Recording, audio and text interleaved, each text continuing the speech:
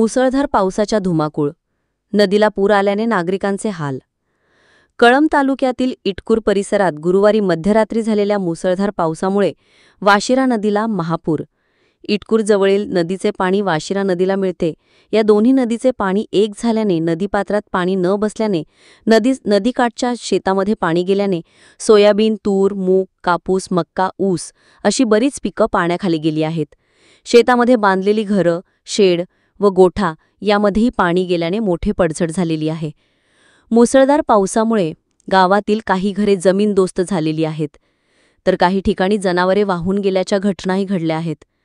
शेतकऱ्याकडून नुकसानीचे पंचनामे करण्यात यावे अशी शेतकऱ्याकडून मागणी होत आहे। माननीय कैलासदादा घाडगे पाटील यांचा इटकूर, पाथर्डी, खोंदला, याढाळा, आथर्डी या भागातील पूर परिस्थितीची पाहणी केली। तसेच माननीय राणा जगजितसिंह पाटील यांनी पीक नुकसानीची पाहणी केल्यानंतर अधिकाऱ्यांना पंचनामे करण्याचे आदेश दिले। यावेळी सर्व शेतकरी बांधव उपस्थित होते। जनसामान्यांचा प्रहार न्यूजसाठी धाराशिव जिल्हा प्रतिनिधी संतोष गिरे। बऱ्यापैकी नुकसान काल रात्रीपासून झालेलं आहे। आता या भागामध्ये पाहणी केली, खोंदला, आथर्डी, पाथर्डी आणि आता इटकूर।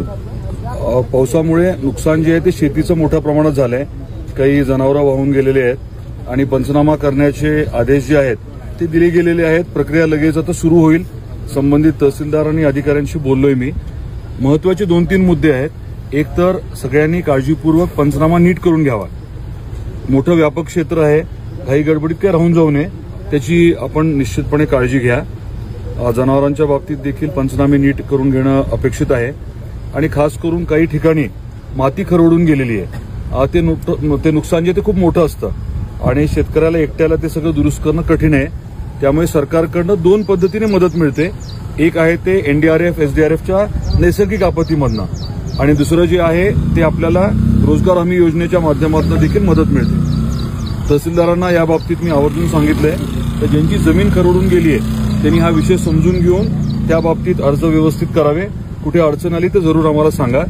याच्या व्यतिरिक्त बंधाऱ्याला लागून काही ठिकाणी माती वाहून गेली, काही भाग जो आहे तो आता एक्सपोज झालाय।